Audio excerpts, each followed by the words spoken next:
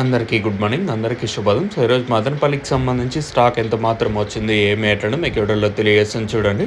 నేటితో పోల్చుకుంటే దిగుమతి పెరిగిందా లేదా తగ్గిందా ఏమి ఏంటని క్లారిటీగా వీడియోలో తెలియజేసింది. తర్వాత అంగళ్ళు మార్కెట్ ఎంత మాత్రం జరిగింది, ఈవెన్ మొలకల్చీరు మార్కెట్ కూడా వేలంపాటలో చాలా వరకు ఫాస్ట్గా జరిగినట్టు సమాచారం. సో, మొలకల్చీరు అని ఇంకా అంత ఎగ్జాక్ట్ ఇన్ఫర్మేషన్ అయితే లేదు, కానీ అంగళ్ళకి సంబంధించి మాత్రం తర్వాత రెండో యాక్షన్కి వచ్చేసరికి వేలంపాటలు ఇంకొంచెం స్పీడ్గా జరిగాయి. అంగల్ మార్కెట్ వచ్చేసి ఇంకా ప్రస్తుతానికి 7 గంటల 10 నిమిషాల వరకు స్టాక్ ఎంత మాత్రం దిగింది, ఏమి ఎట్లా అనేది మీకు వీడియోలో తెలియజేశాను. మనం ముందుగా తెలుసుకునే ముందు అంగళ్ళు ఫస్ట్‌లో 800, తర్వాత 840 సూపర్ టాపు. దానికి సంబంధించిన లైవ్ వీడియోస్ కూడా నేను అప్లోడ్ చేస్తాను. ఈవెన్ మన ఇన్‌స్టాగ్రామ్ పేజ్ ఉంది కదా, ఆల్ అబౌట్ మదనపల్లి అనేది అయితే ఉంటుంది. మీరైతే ఫాలో అయితే అవ్వచ్చు.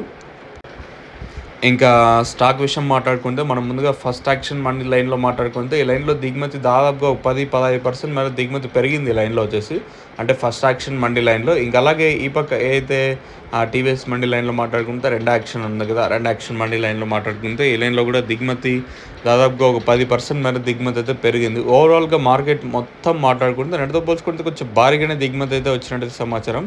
సో, దాదాపుగా ఒక 15కి 20-25% మేర దిగుమతి పెరిగింది. మరి రేట్లు అనేది ఏ విధంగా ఉంటాయో చూడాలి. ఓవరాల్గా మార్కెట్ మొత్తం మాట్లాడుకున్నట్టయితే నెట్తో పోల్చుకుంటే దిగుమతి ఒక 10-15కి 20-25% మేర దిగుమతి పెరిగింది.